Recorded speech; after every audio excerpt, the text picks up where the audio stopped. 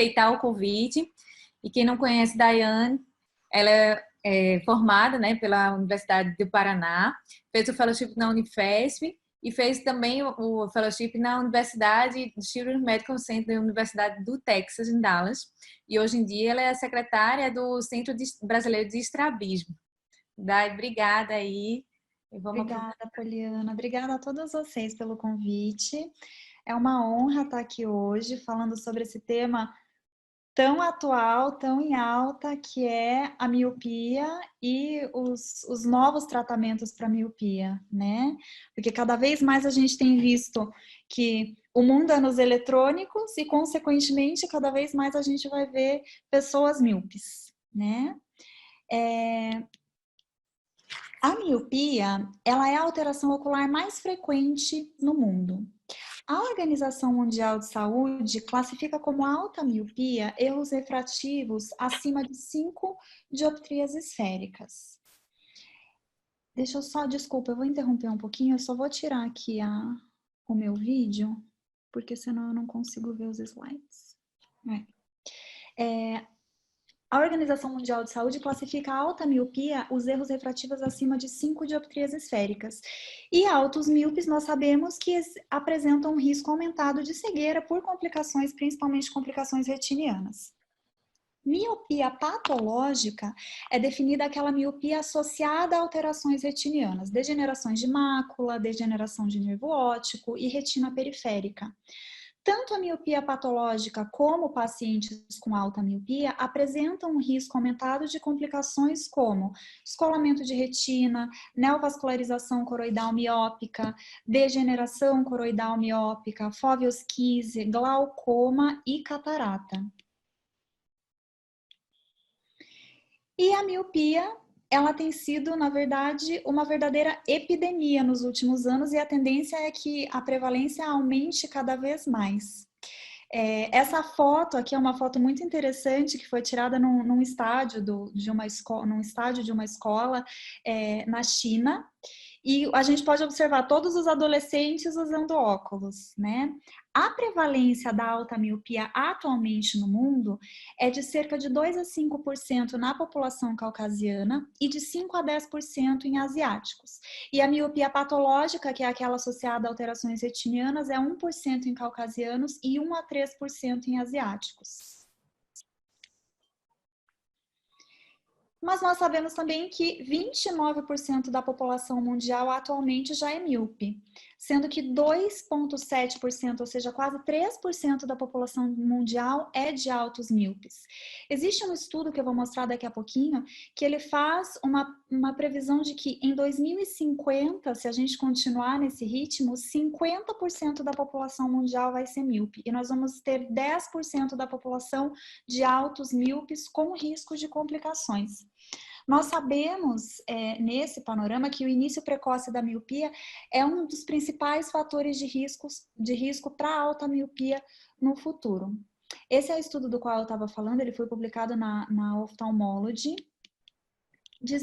predizendo que, né, em 2050 a gente vai ter quase 5 milhões de pessoas míopes e quase 1 milhão de altos míopes. É muita gente.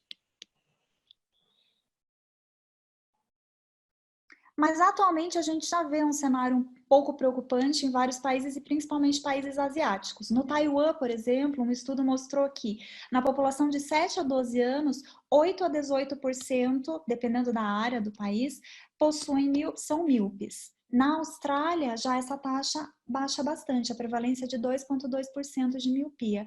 Em alguns países como China e Coreia do Sul, 90% dos estudantes que concluem o ensino médio são míopes, o que a gente mostra naquela foto ali do estádio.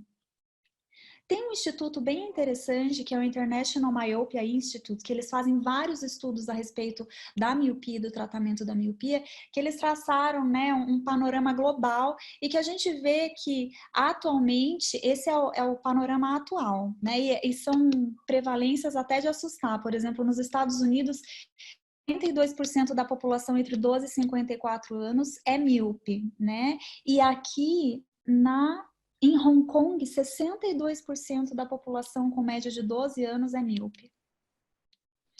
E por que que isso acontece? Nós temos vários fatores que levam à miopia. Primeiro é o fator genético. Nós sabemos que se nenhum dos pais é míope, a chance da criança vir a ser míope é baixa. Quando um dos pais é míope, a chance da criança ser míope aumenta em 3 vezes, e quando os dois pais são míopes, essa chance aumenta em 6 vezes.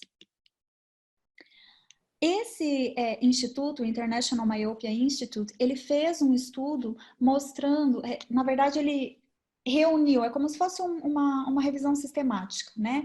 Ele fez um estudo reunindo todos os estudos genéticos em relação à miopia e foi visto que, na verdade, é uma doença causada por... Não existe um gene específico, são vários genes associados a síndromes ou não que aumentam, que alterações nesses genes levam ao aumento do risco da miopia. E claro, o principal hoje em dia, a gente tem o fator genético, mas o principal hoje em dia responsável por essa grande epidemia são os fatores ambientais. Nós sabemos que principalmente nos primeiros 2 anos, mas durante toda a infância, os olhos eles sofrem um processo de emetropização. O olho vai modulando o crescimento e aquela hipermetropia fisiológica, ela vai neutralizando conforme o bebê e a criança vai crescendo. E esse processo, ele é altamente influenciado por fatores ambientais.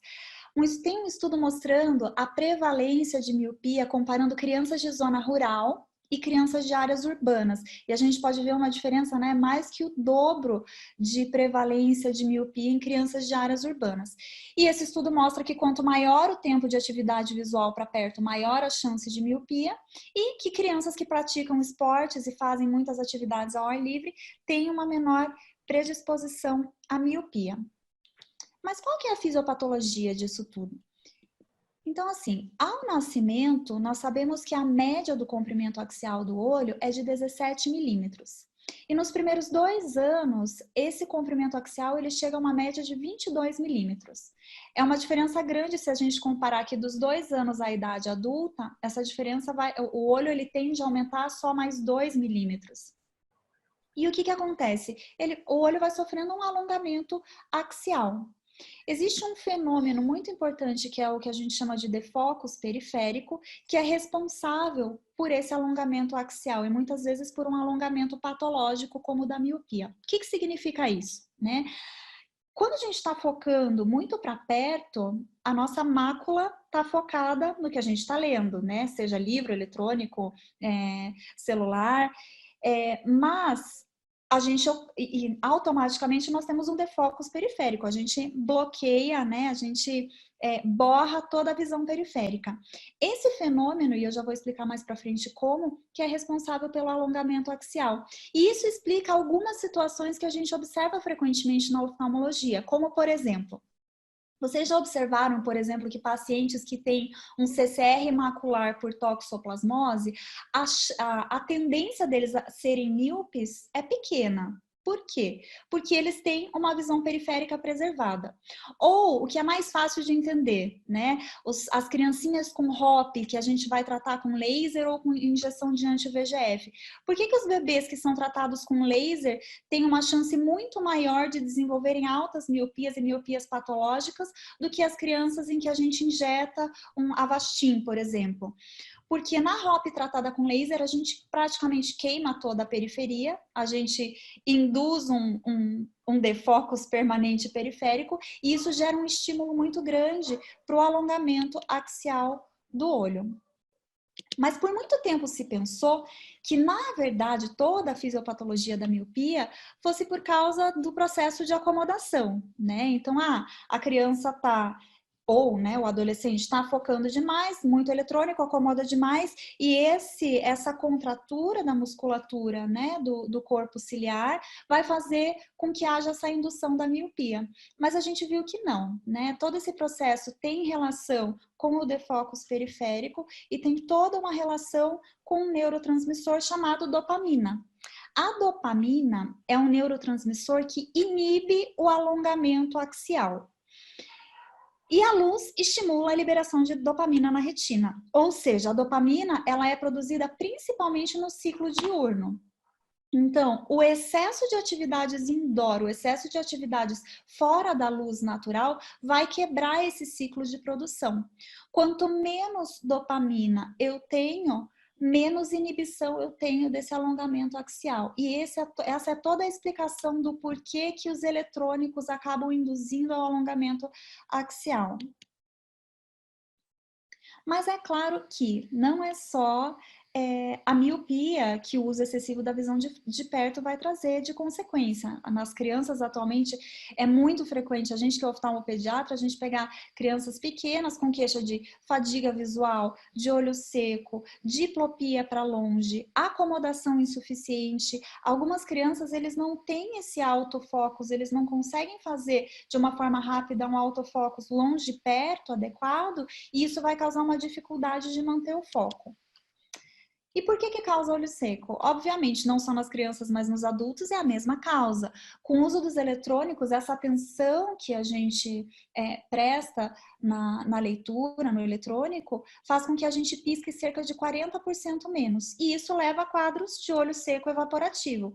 E a criança ou adolescente vai apresentar sintomas de ardência, prurido, turvação visual, lacrimejamento de reflexo e hiperemia ocular. E como que a gente trata isso? O olho seco. O principal, dando intervalos, a gente sempre recomenda tentar não ultrapassar 30 minutos seguidos de eletrônico e, nos casos de olho seco mais importante, utilizar lágrimas artificiais. Um outro fenômeno importante associado ao uso dos eletrônicos é diplopia para longe. Isso a gente tem visto não só em crianças e adolescentes, mas também em adultos. O que acontece? Esse estímulo constante de visão de perto pode fazer em alguns pacientes que já possuem uma predisposição, fazer com que eles apresentem uma certa contratura dos músculos retos mediais. E quando eles começam a olhar para longe, eles apresentam uma esotropia, né, um desvio convergente, e isso vai causar quadros de diplopia para longe. E qual é o tratamento? Qual é o tratamento da miopia? Na verdade, são vários os tratamentos, mas a gente vai focar na aula em alguns poucos aqui. É o uso de óculos, lentes de contato, cirurgia refrativa, né, quando já passou da fase de crescimento e o grau está estável, a atropina, que vai ser o grande assunto da aula, a ortoceratologia e o controle ambiental. Então, começando pelo assunto do momento, que é a atropina. A atropina tem uma revisão sistemática que saiu até em janeiro desse ano, que ela foi registrada na Cochrane, que mostrou que de todos os tratamentos disponíveis para miopia, aqueles que atuam nos receptores muscarínicos são os mais efetivos no controle da evolução da miopia. O que significa isso, né? O controle de atuar nos receptores muscarínicos. É toda aquela questão da dopamina que eu tinha comentado antes. O que a atropina faz? Ela vai se ligar ao receptor muscarínico e isso vai fazer um bloqueio aumentando a dopamina local. E lembra que eu comentei, a dopamina ela vai inibir o alongamento axial do olho. Logo, vai ter um menor alongamento axial. Então, o mecanismo de ação da atropina não tem relação, até porque a gente acaba usando doses muito mais baixas do que a disponibilizada nas farmácias, o mecanismo de ação não tem a ver com o relaxamento da acomodação, mas sim com o aumento da disponibilidade de dopamina na retina. Tem alguns estudos bem importantes sobre o tratamento de miopia com atropina, e dois deles são o ATOM 1 e o ATOM 2, que um é consequência do outro. O ATOM 2, que é esse estudo que eu vou mostrar agora, foi um estudo em que eles seguiram pacientes por 5 anos e eles compararam o uso de 3 doses diferentes de atropina. Eles classificaram, né? Eles separaram as crianças e usaram crianças míopes, obviamente, usaram a atropina na concentração de 0,01, usaram a atropina na concentração de 0,5 e 0,1. E eles compararam a evolução nesses 5 anos da miopia e a evolução no comprimento axial ocular. E o que eles viram? Aqui na esquerda é um gráfico que mostra a diferença. Eu peço desculpa porque a minha apresentação está no Pages e quando eu coloco eu não consigo fazer a setinha aparecer. Então, no gráfico da esquerda, a gente vê a evolução da miopia, do erro refracional. E no gráfico da direita, a gente vê a evolução do aumento do comprimento axial. E o que a gente nota? Isso é o estudo nos primeiros 3 anos. O que a gente nota? No gráfico da esquerda, a gente nota que a redução foi muito maior, na verdade, quando a gente utilizou a atropina a 0,5, que é uma dose menor, né? É uma dose maior, perdão, de atropina. E a alteração no comprimento axial, a gente nota que a resposta também foi melhor quando foi usado a atropina 0,5. Mas espera aí, então por que a gente usa atualmente a atropina 001 e não a atropina 0,5 como primeira escolha? Porque o que eles fizeram? Eles fizeram as crianças usarem a atropina nas diferentes doses por um certo tempo e eles interromperam, né? Usou por um certo tempo, interrompeu o uso e esperou 1 ano sem usar a atropina para ver se aconteceu ou não algum efeito rebote. E foi isso que aconteceu. O que eles notaram? Quanto maior a dose de atropina, apesar disso parecer mais eficaz, né, no início do tratamento, quando você suspende a medicação, a miopia, ele faz um efeito rebote. Então, a miopia, ela sobe numa velocidade maior e o comprimento axial também, ele se eleva numa velocidade maior. Então, no final de 5 anos, o que eles viram, na verdade, aqui são as colunas do efeito rebote. A gente vê o mais clarinho é a atropina 001 e o mais escuro é a atropina 0,5. A gente vê que em todos os grupos etários o efeito rebote foi muito maior quanto maior a dose de atropina.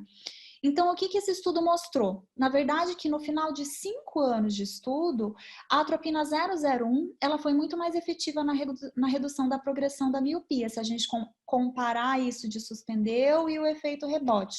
Ela causou muito menos efeitos colaterais, né? Foram quase inexistentes os efeitos colaterais de cicloplegia e midríase. Alguns pacientes, mas foi uma porcentagem muito baixa, nesse estudo só 7% dos pacientes precisaram de lentes fotocromáticas por causa da fotofobia e ela teve menos efeito rebote. E o que eles sugeriram, né? Esse fluxograma, ele tá... Depois eu vou passar para vocês. Tem uma meta-análise super interessante que foi publicada em 2018 e ela faz uma revisão, um apanhado super bacana de todos os principais estudos sobre miopia e esse fluxograma está nessa meta-análise. O que eles sugerem, então, que seja feito? Né? Como que a gente faz esse tratamento? A gente começa o tratamento com a atropina e aí a gente vai fazer uma refração estática a cada 6 meses. Se eu notar que o paciente, aqui na coluna da esquerda, né? Se o paciente está estável, o que é estável? Está progredindo menos do que meia dioptria por ano.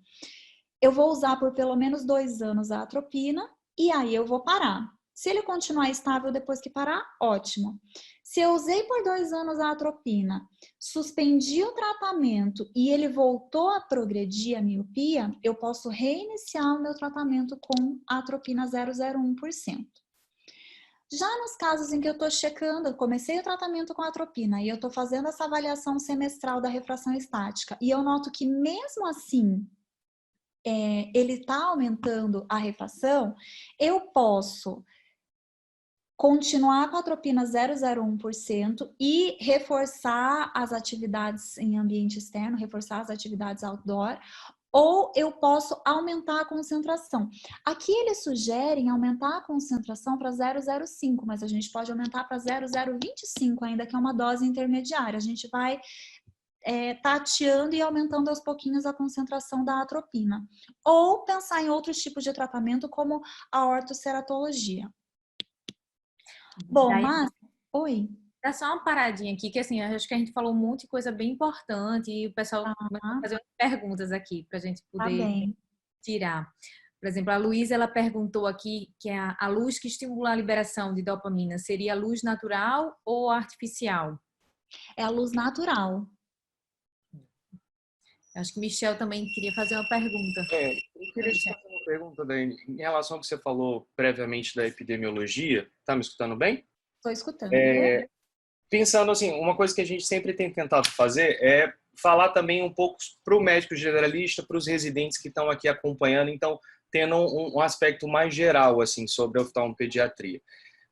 Eu recebo muita gente que a mãe entra e fala assim, esse menino não sai da tela. O que eu sempre falo é que a tela é uma nova realidade, é uma realidade que faz parte da geração dele e vamos dizer que se ele não mexesse em nenhuma tela, não mexesse em computador nenhum na escola, ele seria quase um alienígena, certo? Sim, com A gente certeza. quer fazer parte daquela geração.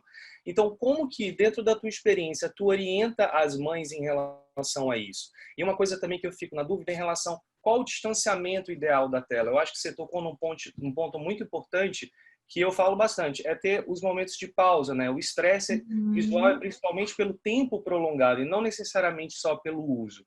Queria que você pudesse dar um apanhado geral nesse tema, até para a gente poder aprender um pouco mais com você. Com certeza. E até, né, agora que as aulas estão suspensas por causa da pandemia e as aulas são todas online e eles ficam o dia todo em aula online, sai da aula, vai pro joguinho. Eu sempre faço uma recomendação assim, existe até, e a Sociedade Brasileira de Pediatria publicou até em fevereiro agora, uma recomendação não só levando em conta a parte visual, né, mas todo o desenvolvimento neuropsicomotor da criança. Existe essa recomendação e eu sempre cito isso para os pais, que em um mundo ideal, né, abaixo de 2 anos, a gente seria contato zero. Mas eu digo o mínimo possível. O mínimo possível é o quê? Porque é muito comum, eu não sou mãe ainda, né? Então eu ainda não entendo dessa dificuldade, mas o que é muito comum que a gente vê. O bebê de 10 meses, 1 ano, tá chorando para comer. Os pais ligam o celular e coloca pertinho, daí a criança come, né? Então, assim, tem alguns hábitos que a gente recomenda evitar. Entre os 2 e 5 anos, tentar restringir esse tempo diário para 1 hora. Então, assim, dos 2 aos 5 anos, 1 hora por dia, e acima dos 5 anos, 2 horas por dia. E eu sempre oriento, quanto mais longe, melhor. Tem alguns estudos que eu vou mostrar depois em relação à distância, tudo, mas que o que a gente vê é que não é só o tempo, mas é a distância, né? Quanto mais intensa essa exposição, então o celular é muito pior do que o computador e é muito pior do que a TV quando a gente está falando em miopia, né? Então eu faço essa recomendação, a recomendação da Sociedade Brasileira de Pediatria, e eu falo, não é só por causa da miopia, a gente está conversando sobre o desenvolvimento social da criança, a habilidade da criança se comunicar com outras pessoas, a gente está falando em questão de obesidade infantil, né? Porque eles gostam de ficar nos eletrônicos e não gostam de jogar bola, andar de bicicleta. Então, eu tento dar uma englobada e falar o geral mesmo.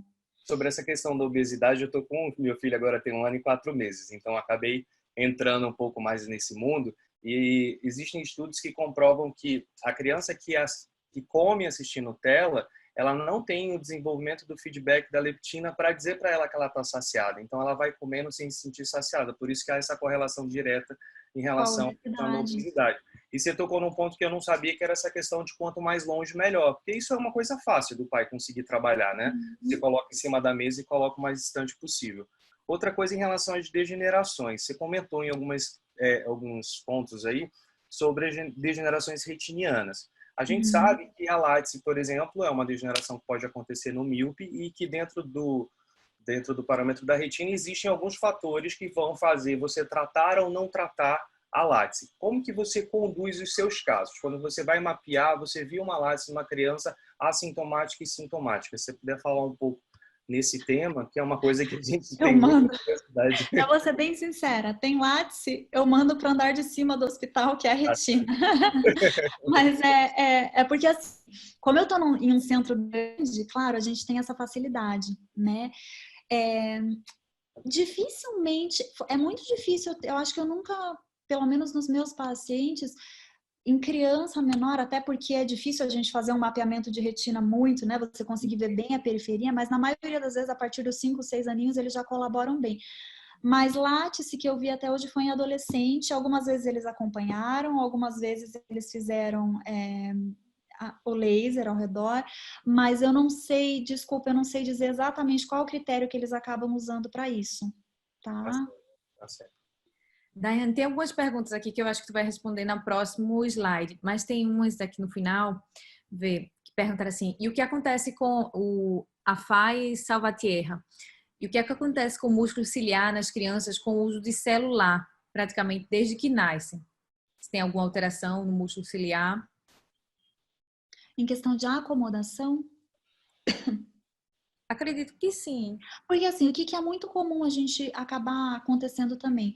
É muito comum a gente ver com muito mais frequência hoje em dia, e provavelmente isso está associado com o uso excessivo de eletrônico, é mais casos de espasmos de acomodação, né? Então, muitas vezes a gente vê criança menor é difícil, mas adolescente ou adulto, jovem, que às vezes chega com queixa, né? Astenopia, dor de cabeça. Eu tenho um caso até que a gente vai apresentar, ia apresentar, né? Porque foi suspenso todos os congressos agora. Mas eu tenho um caso no consultório de uma adolescente que ela tem 15 anos e com espasmo de acomodação, ela chegou para mim usando um óculos de -9.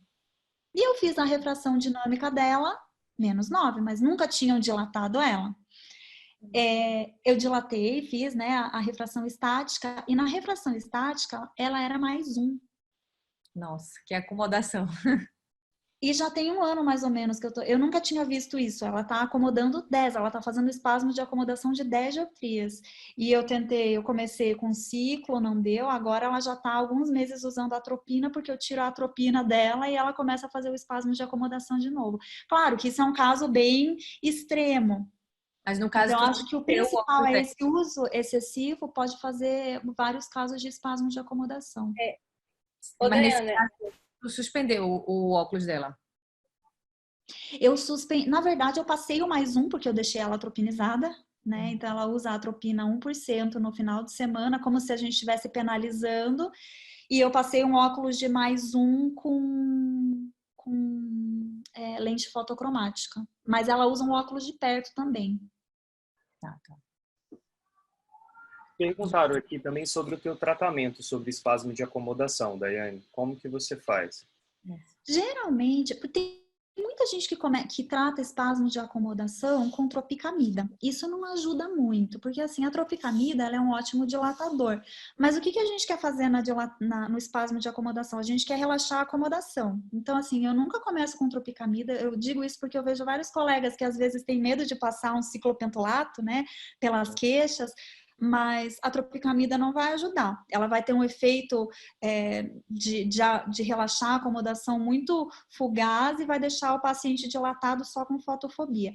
Eu passo ciclopentolato 1%, eu peço para usar na hora que acorda e no meio do dia. Oriento, porque tem muita queixa, né? Vai ter dificuldade para perto, vai ter dificuldade no sol. Claro, eu moro em Curitiba, então aqui, como está sempre frio e nublado, exceto agora na quarentena, que só faz sol, a gente não tem, às vezes, tanto problema como outros lugares. Bom, mas enfim, eu passo ciclopentolato pela manhã, no final do dia. Geralmente eu deixo por pelo menos 3 semanas usar contínuo, peço para suspender e depois que suspender eu voltar depois de uns 5 a 7 dias no consultório para eu repetir a refração. Muitas vezes melhora, se eu vejo que não foi suficiente, eu repito mais um ciclo. Perfeito. Anotei tudo já, então. Obrigado. Teve outra que perguntou se precisa avaliar o diâmetro antero-posterior antes de iniciar a atropina. Geralmente a gente acaba pedindo. Assim, se você for olhar academicamente falando, né, a gente pede a biometria para você ter um parâmetro do diâmetro axial e você faz sempre a tua refração estática. Na prática, tem muita gente que acaba acompanhando só com a refração, até por uma questão de facilidade, porque é confiável. Você vai ver, tá aumentando, né, a miopia mais do que meio grau por ano, então não está sendo tão eficaz. Não está aumentando, está num controle da evolução, está sendo eficaz. Mas, geralmente, num primeiro momento, a gente sempre pede e depois... os estudos, eles dizem para pedir semestralmente, da mesma forma como você vai fazendo a refração estática. Muitas vezes a gente acaba pulando uma ou outra consulta para você comparar o HL. Outra questão também que perguntaram se chega a criança pela primeira vez para você vê uma alta miopia, se você já inicia o tratamento ou se você espera a consulta de 6 meses. Depende, na verdade, porque assim, às vezes a criança já vem, se ela já vem usando óculos, e eu vejo que no óculos, e eu sempre pergunto para a mãe, dilatou na consulta passada, né? Se eu vejo que foi um exame adequado, foi feito dilatação e a criança veio para mim pela primeira vez, e eu vi que teve esse aumento de miopia de mais do que meio grau no intervalo de 12 meses, eu já inicio. Mas muitas vezes, assim, é a primeira consulta comigo, ou eu que estou diagnosticando a miopia, e aí eu não passo. Eu não passo a atropina, eu passo a refração estática e daí a gente acompanha. Ô, Daiane, e Um outro... qual é o protocolo de dilatação que você usa para as crianças? Porque isso a gente tem visto que tem mudado de serviço a serviço. Inclusive, eu fico me perguntando se isso não é um dos motivos dessa variação entre os países que a gente encontra tanto, né? De tantas diferenças. Óbvio que tem a diferença individual, genética, de raça de cada pessoa, mas esse protocolo de dilatação, você acha que isso realmente poderia ser um motivo poderia interferir nisso daí? Eu acho que na miopia, não tanto. Claro que a dilatação é importante, a gente tem que fazer a refração estática, mas eu acho que essa variação entre, né, o jeito que um serviço ou outro serviço faz a dilatação, eu acho que não daria diferenças tão importantes em prevalência de miopia entre os países. Eu acho que é muito mais a questão comportamental e genética, muito mais a comportamental até do que a genética em si. Aqui, o que a gente faz, eu uso um colírio anestésico, geralmente eu prefiro o Oxinest ou Anestalcon, sem interesse comercial nenhum, mas é porque geralmente eles causam menos ardência do que o anestésico comum. Então eu pingo uma gota de anestésico, aí a gente pinga uma gota do ciclopentolato 1%. Eu espero pelo menos 2 a 5 minutos para pingar uma gota de tropicamida e 30 minutos depois da primeira gota de ciclopentolato a gente faz o exame. Então, é o anestésico, o ciclo e a tropicamida. E daí 30 minutos depois do exame. Vamos dar seguimento, que eu acho que as outras perguntas tu vai responder no próximo slide. Tá. Deixa eu minimizar aqui. Bom, então tá. Então, quando que a gente vai usar a atropina? Né? Como e quando? Né? Chegou uma criança... A sua tela não está compartilhada. Não? Ah, perdão. Não. Tava. Eu estou vendo só o rosto dela. Para mim tá na tela. Ah, não. Michel. Veja lá, se deu. Não, Michel. Tá dando? Então Tá pode seguir. dando. Eu tô vendo só a foto de vocês. Mas tá, pode seguir. Como e quando que a gente vai usar a atropina? Os estudos então, e isso é uma coisa que eu faço muito no consultório, porque assim, a atropina ainda é um tratamento off-label, apesar de, né, ter um parecer do CFM reconhecendo a atropina, não, ainda continua sendo um tratamento off-label. Os estudos que existem sobre o uso de atropina, eles englobam crianças principalmente entre 6 e 15 anos. Então, quando eu vou selecionar o uso de atropina no consultório, eu tento me ater a esses limites de idade, até para a gente ter um amparo da literatura. Crianças que possuem um aumento de miopia acima do que meia dioptria anual. Tem alguns países em que isso muda, tá? Isso aqui eu tô falando pra gente, pra nossa realidade, mas tem alguns estudos em que países asiáticos, eles fazem esse aumento como sendo semestral, por causa da prevalência de miopia deles. Eu vou usar de preferência para começar a atropina 0,01%, uma gota em cada olho à noite, de preferência a atropina manipulada.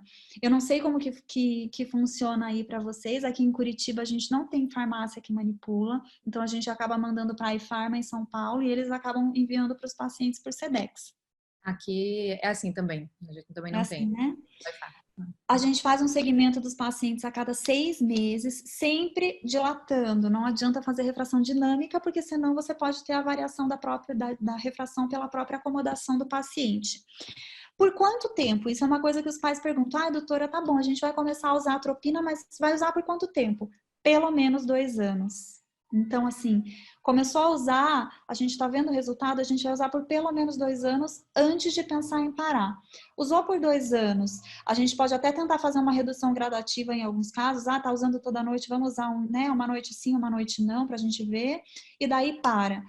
Parou. Se voltar, se estabilizar, ótimo. Estabilizar, que eu digo, não é parar de aumentar o grau, mas esse aumento ser menor do que meia dioptria por ano. Ótimo.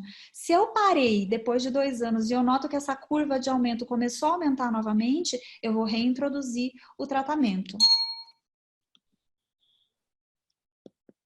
Isso aqui eu vou mostrar só porque, assim, eu sei que a realidade de muitas pessoas é diferente, né? Então, muitas vezes a gente atende pacientes do SUS aqui, tem regiões que são muito mais carentes e que às vezes o paciente não tem condição de ficar, às vezes o paciente mal tem computador para fazer o pedido pela internet. Então, assim, em alguns casos, não foram muitos casos, para ser bem sincera, 2 vezes eu já manipulei a atropina no próprio consultório, não é o ideal, mas alguns casos em que os pacientes são muito simples e que você sabe que não vai usar, eu peço para trazer e eu mesma manipulo. Então, o colírio de atropina 1%, eu peço para o paciente comprar um frasquinho de lubrificante que tenha 10 ml, eu tiro 2 gotinhas do frasco do lubrificante e coloco 2 gotinhas da atropina 1%. Então, assim, a gente está fazendo uma atropina 0,01%. Mas, como eu disse, isso aqui é aquilo para, né, para você recorrer se não tem jeito mesmo. O ideal é a gente sempre mandar manipular. Até pelo risco de contaminação, É né? pelo risco de contaminação, exatamente. E agora, em tempos de Covid, é pior ainda. Outra coisa que eu esqueci de comentar aqui, então, assim, a gente está usando, tá aí naqueles pacientes em que você está usando, você fez a nova refração depois de 6 meses ou depois de 12 meses e você viu que a miopia continua evoluindo numa intensidade maior do que, né, do que o desejado. Aí você tenta aumentar a dose da atropina. O que eu faço geralmente?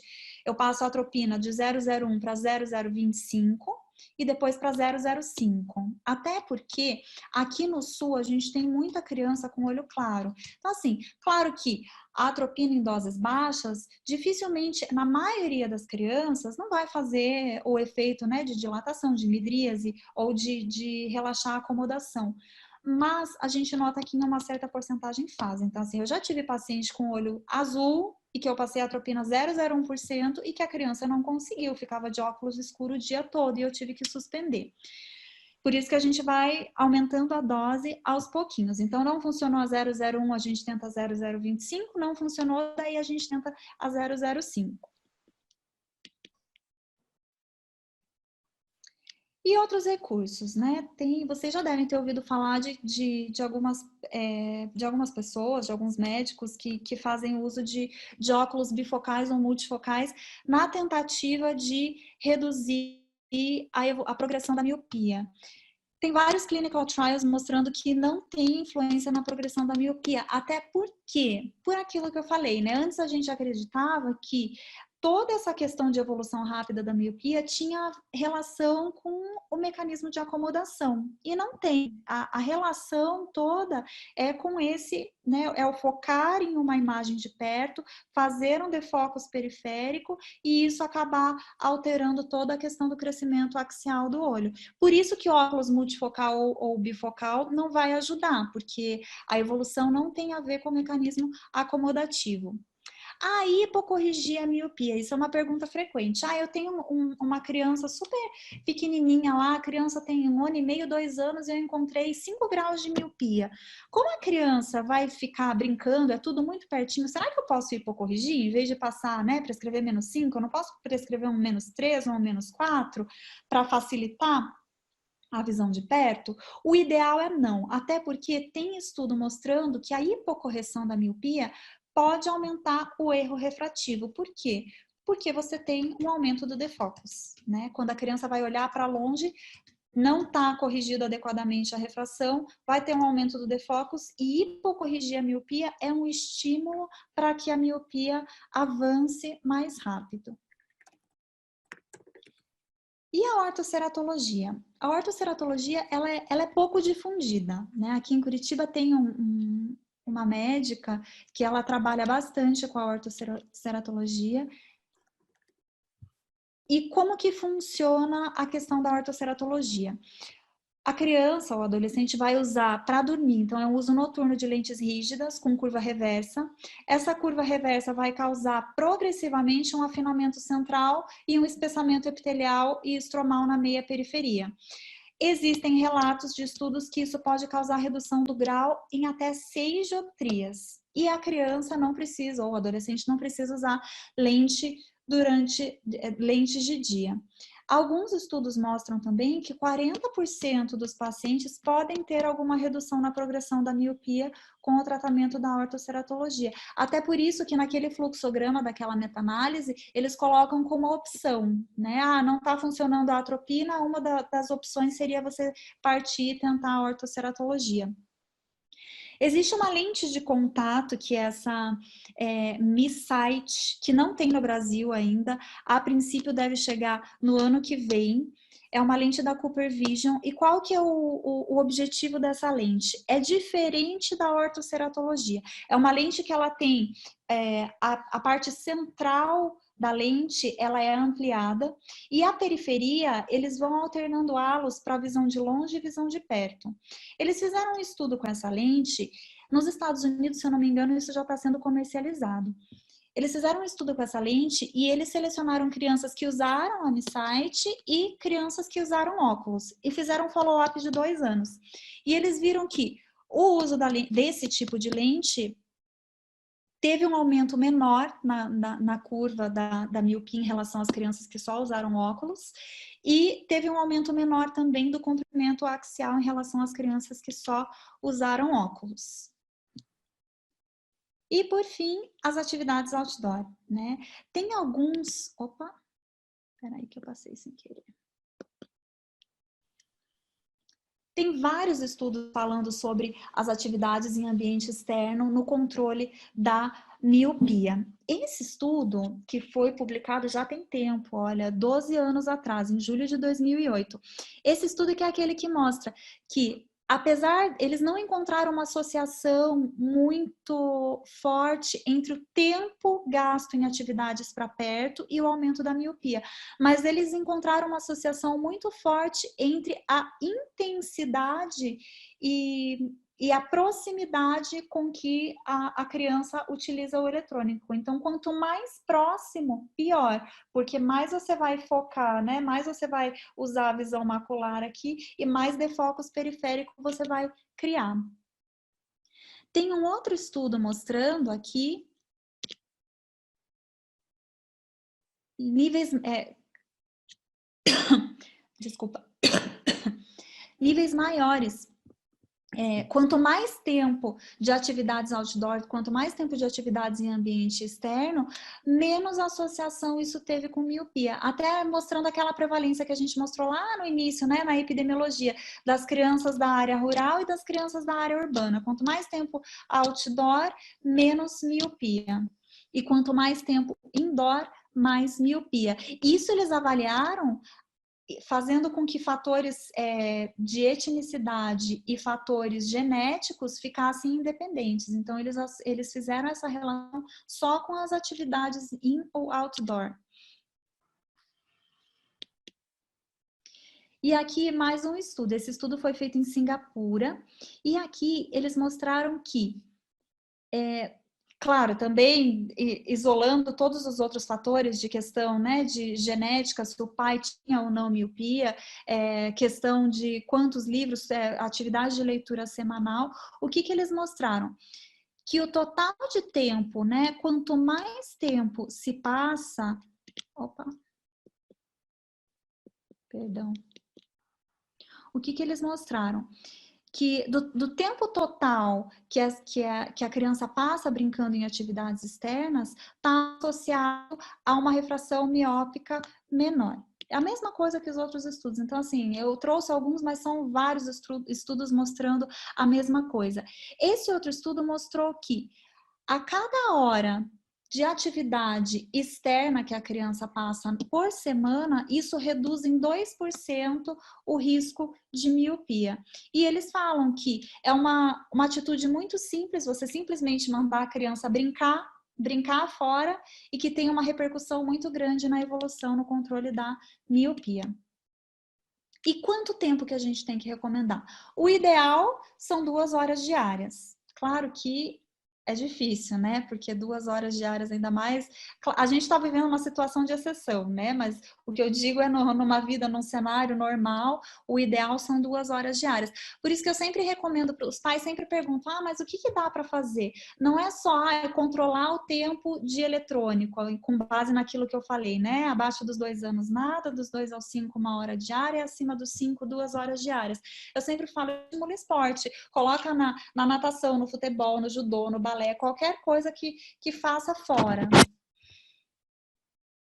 E outras formas de controle ambiental, essas fotos são de verdade, né? Tem algumas escolas na China que eles colocam essa barra para que a criança afaste pelo menos 30 centímetros o rosto da escrita. E tem algumas escolas também, essa não é na Austrália, mas tem algumas escolas na Austrália em que eles estão fazendo com que as paredes da sala de aula sejam de vidro para aumentar a intensidade de luz natural e diminuir, consequentemente, a chance da evolução da miopia. E, claro, tem vários países, principalmente na Ásia, em que esse problema, né, tá muito pior, que eles fazem várias campanhas, estimulando as atividades outdoor, estimulando ter cada vez menos tempo de atividades com eletrônicos. E esse vídeo muita gente já deve ter visto, que são crianças holandesas fazendo um protesto contra os pais usarem os eletrônicos.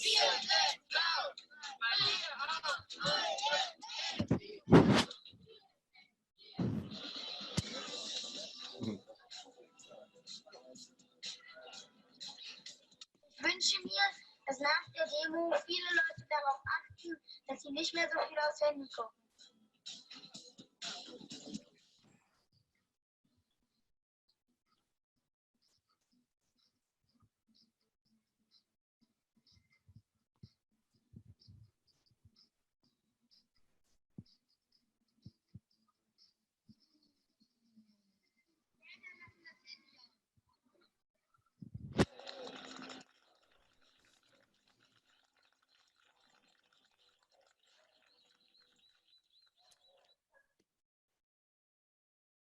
E quais são qual que é o resumo, né, da ópera? Quais são as take-home messages?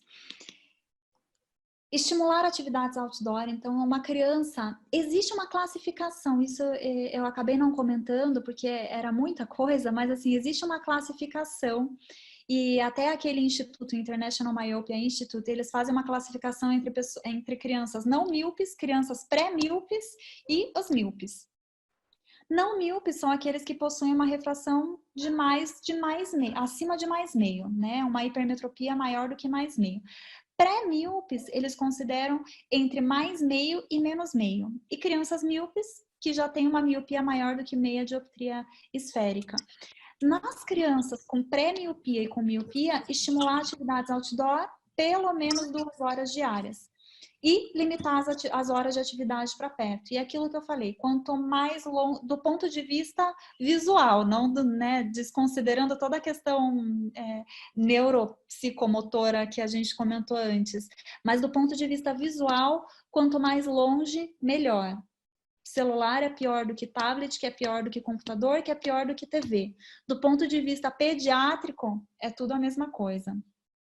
E em crianças que têm uma predisposição genética e têm um aumento de miopia acima de meia dioptria esférica nos últimos 12 meses, pensar em iniciar a atropina 0,01%. Bom, gente, é isso. Nossa, Daiane, você passou esse videozinho no final, eu lembrei agora. Hoje de manhã mesmo, eu estava brincando com meu filho, me mandaram uma mensagem e eu fui responder enquanto eu estava brincando com ele. Ele ficou super irritado, porque a criança realmente percebe quando o pai está desviando a atenção dele. E eu queria bater numa tecla, deixar as meninas lerem as perguntas aí mais técnicas, mas trazendo um pouco mais para a nossa realidade, vamos dizer assim, como eu não sou especialista em oftalmopediatria, sou glaucomatólogo, mas atendo criança também, principalmente com glaucoma. A gente fala para a criança ter esse momento, vamos dizer assim, com exposição ao sol. Mas a gente vive num país onde muitas vezes a questão da segurança não permite isso. Uma vez eu falei, estava comentando com uma criança, a mãe falou assim, o menino vive no celular. Aí ele falou, mãe, onde a gente mora não tem play, eu não posso brincar na rua. Então, aí me levantou uma questão. Por que essa estimulação, vamos dizer assim, a criança estar em outdoor, né? Isso não é feito dentro das escolas. Muitas das aulas que são feitas dentro da sala de aula poderiam ser feitas a céu aberto. A gente sabe que muitas universidades americanas têm esse costume de você, pelo campus, você vai fazer na aula uma coisa mais interativa. A Sociedade Brasileira de Oftalmopediatria tem alguma coisa já nesse sentido, nesse tipo de orientação? Porque você, pelo tempo que você demonstrou, que eu achava que era necessário muito mais tempo de exposição, isso rapidamente numa escola pode ser ajustado, vamos colocar assim. Queria que você comentasse um pouco em relação a isso, que eu acho que quem atende oftalmologia geral acaba se deparando muito assim, com essa questão. Com certeza. E essa questão das escolas é difícil. Eu tenho, por exemplo, um paciente que ele está usando atropina e ele tem 8 anos. E a miopia vinha evoluindo, evoluindo, evoluindo. E a mãe chegou na última consulta, que foi até antes dessa pandemia toda, foi no começo do ano, e ela me pediu que ela queria que eu fizesse uma carta para a escola, porque a escola mandava todas as atividades em eletrônicos. Ela falou assim, ele vai para a aula, ele fica no computador na sala de aula. E é uma criança de 8 anos.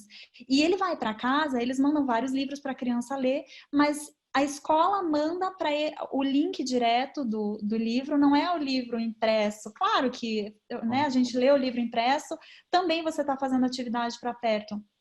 Mas tem toda a questão de luminosidade, até já fica o dia inteiro com o eletrônico, ainda vai para casa, todas as atividades da escola são no iPad, né? E ela falou, pelo amor de Deus, você me recomenda uma coisa, eu chego na escola, é impossível, porque ele passa 6 a 8 horas por dia em eletrônico. E eu fiz uma cartinha para a escola, tentando, mas assim, eu sou uma formiguinha, né? A escola, não sei se eles vão me ouvir ou não. Eu sei que existe, eu não sei te dizer exatamente, eu sei que eu não faço parte da diretoria atual da SBOP, mas eu sei que eles têm vários protocolos que estão em andamento, que vão ser divulgados esse ano. Eu sei que a sociedade, e isso é uma coisa que eu acho que até a Sociedade Brasileira de Pediatria é uma coisa que eles deveriam fazer um enfoque maior, porque não se trata só da visão, né? E porque é muito fácil. Até crianças que passam o período integral na escola, talvez é mais fácil, porque tem o turno e o contraturno. Então, no contraturno eles brincam, eles fazem outras atividades. Mas crianças que passam meio período na escola, é mais difícil, né? Porque eles vão para a escola e depois eles vão para casa, os pais trabalham e é eletrônico. E claro que a gente está falando no mundo ideal, né? No mundo real, a gente sabe que a criança chega em casa, os pais estão trabalhando, mora no apartamento, não vai sair brincar na rua porque é perigoso e vai ficar dentro de casa, né? Então, eu acho que isso requer um esforço muito maior, assim. Entendi. Concordo com você 100% e eu acho que é isso. Muitas das pessoas que estão logadas aqui não tinham esse conhecimento em relação a essa importância, vamos dizer assim, de forma tão bem definida, como você apresentou belíssimamente na aula. Então, eu acho importante a gente começar a desprender essas informações para os pais, porque a escola, como você falou, é uma instituição, né, pegando como uma instituição grande, mas quem controla a escola é o poder dos pais. Então, eu acho que é muito importante a gente passar essa informação para as pessoas que estão aqui, para passarem para os seus pacientes, e daí, quem sabe, daqui a um ano, a gente não está voltando aqui falando, olha, né, que mudou tudo depois do corona. Obrigado, eu vou sair, vou deixar as meninas lerem as perguntas. Foi um prazer. Obrigada. Importante, uma coisa assim que eu pego muito no pé e quando eu faço o teste do olhinho, que eu acho que eu sempre sou muito fixa nisso, que criança é muito exemplo dos pais.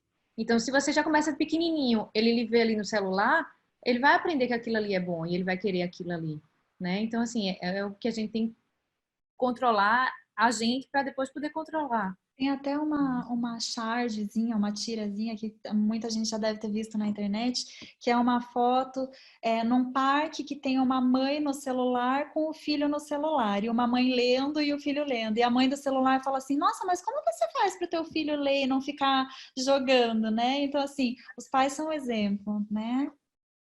Camila, a Daiane, tá todo mundo super agradecendo a aula e tem um monte de perguntas. Eu tô um pouco até perdida. Que legal. Deixa eu ver se eu consigo. Tem aqui a Camila perguntando se existe alguma influência comprovada da exposição prolongada à luz azul emitida por telas na progressão da miopia. Pergunto isso por conta do filtro para a luz azul que podemos adicionar aos óculos. Não existe. Da luz azul em si, não. Claro que a gente sempre recomenda, né? Eu vou ser bem sincera, muitas vezes as crianças menores, os pais me perguntam, às vezes tem uma criança lá de 6, 7 anos e eles perguntam assim, eu preciso colocar antirreflexo, controle de luz azul, isso, aquilo. Não é uma coisa que eu recomendo de rotina, eu recomendo bastante depois dos 10 anos, na adolescência, tudo. Até porque nos menores é um investimento, financeiramente falando, é um investimento a mais que os pais têm que fazer e às vezes a lente do óculos, se a criança for muito da espoleta, vai durar 3, 4 meses e já vai ter que trocar. Então eu sempre falo, o importante é que a lente seja, por enquanto, resistente, né? Em relação à questão das 2 horas outdoor, se pode ser de forma contínua ou se pode ser em momentos separados? Não, pode ser em momentos separados. Tem uma pergunta aqui, Dani, que pergunta em relação a até que idade você mantém a atropina? Qual é esse limite de adolescência? Geralmente, porque assim, os estudos eles mostram até os 15 anos. Se eu tenho um paciente que está chegando perto dos 15 anos, mas completou já aqueles 2 anos ininterruptos de atropina, eu tento parar. Mas geralmente eu não tento parar pela idade em si, eu tento pelo tempo. Eu uso os 2 anos seguidos e daí eu tento parar. Se eu vejo que, né, parei a atropina, volta daqui 6 meses. Continuou ok, aumentou lá 0,25 ou não aumentou nada, ótimo. Se aumentou, aí eu volto. Então eu não uso muito esse critério de idade para parar ou não. Eu uso mais, usou 2 anos, interrompe e vê se vai progredir de novo ou não. E tu já chegou a usar depois dos 15 anos? Iniciar depois dos 15 anos? Iniciar, não. Só até os 15. Até porque dificilmente depois dos 15 anos a miopia aumenta, né? Mas dificilmente depois dos 15 anos é uma velocidade, até porque já está chegando num limite ali do crescimento também, mas eu nunca cheguei a usar.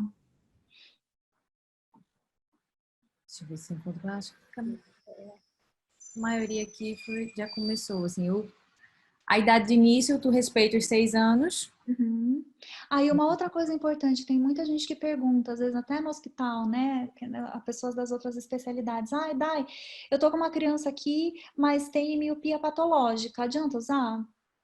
Não adianta usar, né, porque, e às vezes dá dó, assim, porque às vezes eu tenho paciente de 2, 3 anos que tem 15 graus de miopia, né, não vai adiantar eu usar a atropina. O mecanismo não é o mecanismo da leitura do defocus, é outra coisa, né, é outra fisiopatologia. Tá fechado agora. Oi, gente, desculpa, só queria cumprimentar. Juliana. Brilhante, aprendemos muito sua experiência e também valorizar aí os comentários das Poliana e Juliana para nos enriquecer e parabenizar também os participantes pelas perguntas muito inteligentes. Então, vou calar aqui, mas só queria cumprimentá-los. Obrigada, doutora Liana. Obrigada. Que perguntaram aqui também, Daiane, é em relação ao termo de consentimento, por ser um tratamento off-label. Tu faz o uso? Existe um termo de consentimento, tá? Eu usava esse termo de consentimento bastante, mas depois que teve um parecer do CFM, continua sendo off-label. Então, assim, o que eu vou falar, façam o certinho, né? Mas eu não vou, não vou vender uma propaganda enganosa aqui. Depois que teve um parecer do CFM reconhecendo o uso da atropina, por mais que ele ainda seja off-label, eu não uso mais o termo, né? Mas existe um termo, se alguém quiser pode até mandar para o meu e-mail, que eu vou até compartilhar aqui de novo, que daí eu mando para vocês o termo que eu tenho do uso de atropina. Pode mandar para esse e-mail aqui, ó. que é o daisal@gmail.com, que eu envio o termo. E aí perguntaram também se tem algum limite superior em relação ao grau de miopia para fazer a atropina ou não, por exemplo. Não existe um limite superior ao grau. A maioria dos estudos, eles acabam englobando pacientes que têm até mais ou menos 6 graus de miopia, que é aquele limite né, a partir do qual é um alto míope, né? Mas não existe um limite. Claro que não existe um limite definido, mas é claro que, como eu falei, né, se o paciente tem alterações degenerativas na retina, eu não uso. Certo. Tem uma pergunta que faz assim, nos casos que você teve que aumentar a concentração da atropina, né, de 0,01 foi para 0,025, e nesses pacientes você observou realmente um aumento dos efeitos colaterais? Não, mas assim, minha amostra é pequena. Eu tive que aumentar em 2 pacientes só, tá? E eles não tiveram queixa, mas assim, são crianças com a íris super escura, mas a gente sabe que quanto maior a dose, maior a chance de ter efeito colateral. Em relação, você leva em consideração a miopia ou o equivalente esférico? Você diz no aumento, Não. na progressão? Os dois, na verdade, né? Porque, assim, o equivalente esférico, você tem que prestar atenção no astigmatismo também, questão de cone e tudo. Mas, geralmente, se o astigmatismo tá parecido e não tá variando muito, eu levo em conta a miopia em si. Se o astigmatismo tá variando muito, daí eu acendo, né, uma luzinha para outras questões, mas o principal, a gente acaba tendo que considerar os dois, mas o principal é a miopia em si. Agora a gente tem um monte de elogio da sua aula, né? Ah, Foi que ótimo, legal. né? Legal, Que foi gente. uma aula maravilhosa, realmente. A didática é muito boa, abordou os Obrigada. temas de uma maneira fantástica. Obrigada a vocês, viu? Foi bem bacana participar, né? Às vezes essas situações a gente fica triste, né? Porque um monte de congresso é suspenso, consultório é suspenso, a gente tem que se readaptar a muita coisa, só que a gente acaba tendo muita coisa positiva também, né? A gente teve um curso também no final de semana que foi promovido pela SBOP, que era o curso de atualização de oftalmopediatria para oftalmologistas gerais. Foi super bacana e coisas que, assim, às vezes nem todo mundo consegue por questão de tempo, por questão de disponibilidade. Quando a gente faz virtual, a gente acaba aproveitando mais, né? Eu concordo 100%. Inclusive, eu acho que isso vai ser Fora que é mais confortável no sofá de casa, né? Eu acho, a minha opinião, Daiane, é que a gente está cada vez mais sedento por conhecimento, por troca de conhecimento. A nossa rotina está cada vez mais corrida. A gente não consegue pegar um livro de oftalmopediatria, por exemplo, eu sendo glaucomatólogo, e destrinchar o que é válido. E no congresso, vamos dizer, no congresso do CBO, eu tendo a ir para onde? Para sempre as salas que são do meu maior interesse. Então, dessa forma, de forma cíclica, a gente vai se afastando cada vez mais dos outros departamentos. E eu acho que o Zoom vem para quebrar isso. Eu acho que tem muita gente deitada no sofá de casa, na rede, na cama, mas o que importa é dividir conhecimento. E eu não vou cansar aqui de falar o quanto sua aula é perfeita. Assim, você apresenta de uma forma super clara, que até eu adorei o Oftalmoped. Ah, muito bom. Dá para fazer um fellow aí, então. Me perguntaram quem que você indica, o Daiane. Dúvida. Sempre aproveito as aulas do congresso, né? Sempre. Obrigada, viu? Fico bem feliz. Foram todas as perguntas, meninas? Vocês acham? Eu acredito que sim, assim, eu tentei dar uma olhada em tudo. Talvez tenha passado algum, porque teve uma hora que foram muitas perguntas. Mas qualquer coisa, se alguém tiver alguma pergunta que a gente não respondeu, eu deixei no e-mail ali. Eu vou compartilhar de novo só para quem não pegou. Pode mandar que se eu souber eu respondo. Tá perfeito. Tá bom? Tá ok. Tá ótimo. Muito obrigada. Obrigado, Dani, mais uma vez. A aula foi perfeita. Obrigado mesmo. Obrigada. Boa noite. Tchau, tchau. Tchau. Michel? Pois não? Oi. Oi, doutor Marcelo. Entrou. Tudo bem? Então, o Marcelo estava querendo abrir. Não, tudo bem. Olha, eu estava desde o começo. Daiane, me escuta? Te escuto, Me escuta. Tudo bem, Daiane? Olha, primeiro, parabenizá-la pela exposição clara, prática, aprendemos muito. Primeiro, também, dar um abraço nos nossos colegas, na família Moreira, que a gente acompanha de muitos anos, e dizer da alegria que a gente tem nesse Up to Date, que é o webinar, na tentativa de a gente trazer coisas... Não sei se você está ouvindo. Você está ouvindo? Alô? Oi? Não, então, alguém está com muitos microfones abertos, não sei se podem fechar para eu poder terminar aqui o que eu gostaria. Então, veja bem, é muito positiva ver as pessoas hoje preocupadas em oftalmologia pediátrica. Então, nós vimos isso há décadas atrás, que nem sequer essa sociedade existia. O que existia era a prática de estrabismo. Então, a gente fica muito feliz, porque... Você está me escutando, não está? Estou ouvindo, doutora. Oh, que bom. Então, veja bem, a gente fica feliz porque em 1985, olha que já faz muitos anos, a doutora Ilana teve uma oportunidade de ver oftalmologia pediátrica fora do Brasil, e isso foi um ponto muito positivo para ela. Primeiro, porque só se falava em estrabismo, e a oftalmologia pediátrica é muito mais do que estrabismo. E depois trouxe para o Brasil, ela é a primeira oftalmologista pediátrica, não sei se você sabe, do Brasil, certificada no exterior, porque não existia esse curso no Brasil.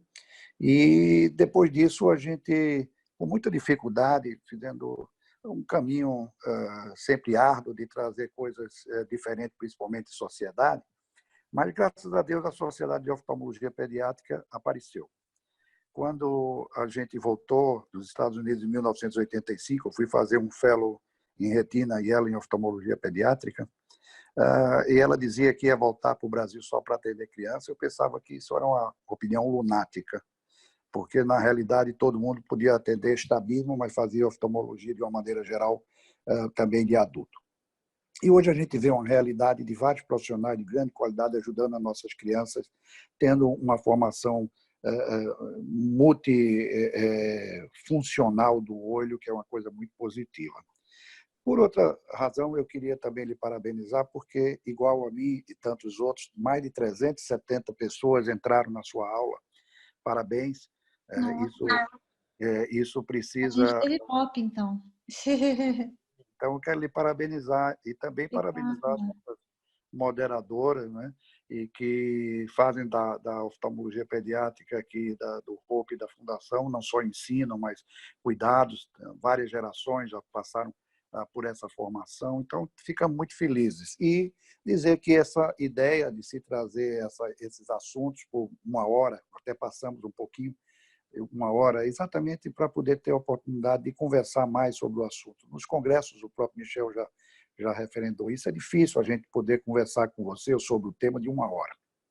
Então, duas pessoas têm se envolvido diretamente nesse projeto, Camila Ventura e Michel Bittencourt, que hoje nos traz também a sua aula muito boa, porque prática. Eu sugiro que essas aulas, Michel, sejam sempre nesse sentido, como você mesmo também tem buscado de forma prática, para a gente aprender o que realmente não está no livro, porque o que está no livro na internet a gente não precisa nem sequer estar ouvindo a Daiane. Então, é importante que a gente siga nisso. Parabéns. Você anota esse pontual de 370 pessoas que entraram no seu tempo de uma hora, e deixar aqui o meu abraço elogiando a nossa oftalmologia pediátrica no nome de Poliana e Juliana, que faz tantas coisas pelas nossas crianças e também participam na área de ensino. Isso é importante, entendeu? Reconhecer essas pessoas que fazem um efeito multiplicador de tudo isso. Então, parabenizá-la por se tratar de uma pessoa que ajuda as nossas futuras gerações. Quem sabe a criança que você hoje está tratando, amanhã opera nossas cataratas, e dizer que a vida é isso, é um círculo, você aprende e você ensina. Então, muito obrigado pelo seu tempo. Eu sempre digo que uma das coisas mais importantes que a gente tem é o tempo, e o tempo não tem preço, não se vende, porque o tempo é igual para todo mundo. E obrigado por estar participando conosco. Quem sabe você possa nos visitar e nos dar aí o privilégio de conhecer a nossa instituição. Não sei se você conhece, mas se estiver aqui por perto e quiser vir ao Recife, é muito bem-vindo. No mais, um abraço à família Moreira e também deixar aqui o meu abraço aos nossos colegas que se dedicam à oftalmopediatria, que hoje já a sociedade é uma sociedade de muito respeito, mas isso foi conquistado por tijolo a tijolo de gerações que vieram contribuindo e quem sabe você vai levando essa bandeira com toda essa parte de jovialidade que tem na sua geração. Um grande abraço nos Moreiras e a gente se vê e parabéns. 300, eu vi aqui, 372 foi o número que chegou a sua... Que legal. E parabéns vocês, né, pela iniciativa, uma iniciativa super bacana, que enriquece bastante, né, academicamente, esse período mais complicado que está todo mundo passando. Foi uma experiência super bacana, eu adorei. Com certeza eu vou visitar vocês. E estamos aqui para lhe receber como você merece. Então, um grande abraço. E eu vou me despedir e saindo do call. Aliás, tem tantos nomes agora que o nosso agora é Web Update. Esse, quando eu vi ler Web Update, esse praticamente é uma logo que a gente tem feito semanalmente. Nós temos pelo menos duas reuniões e se você um dia tiver disponibilidade e quiser entrar, é muito bem-vinda. Um grande abraço para você. Com certeza, obrigada. Obrigada pela receptividade. Um abraço. Tchau. Tchau, tchau.